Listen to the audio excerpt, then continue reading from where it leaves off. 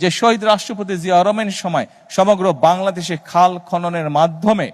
কৃষককে সেচের সুবিধার আওতায় নিয়ে আসা হয়েছিল। আপনারা নিশ্চয়ই খেয়াল করেছেন যে এই কথাটিও আমরা কিন্তু নির্বাচনের আগে বাংলাদেশের মানুষের কাছে বলেছিলাম, এবং নির্বাচন শেষ হবার পরে বাংলাদেশের মানুষের ভোটে আল্লাহর রহমতে বিএনপি সরকার গঠন করতে সক্ষম হওয়ার পরে আমরা সেই কমিটমেন্টও আমাদের প্রতিশ্রুতির কাজ শুরু করেছি আমরা, অর্থাৎ সারা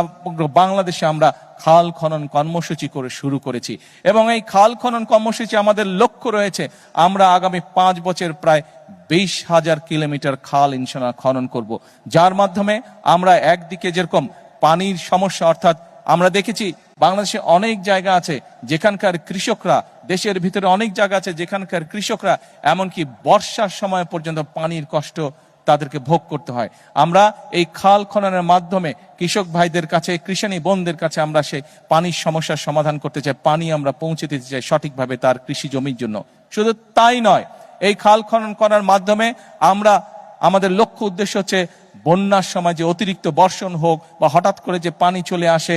সীমান্তের ওপার থেকে, এই সমস্যাগুলোকে যাতে আমরা ম্যানেজ করতে পারি, সেই পানিগুলোকে যাতে আমরা পরবর্তী সময়ের জন্য ধরে রাখতে পারি, সেই জন্য খাল খনন আমাদের একটি লক্ষ্য।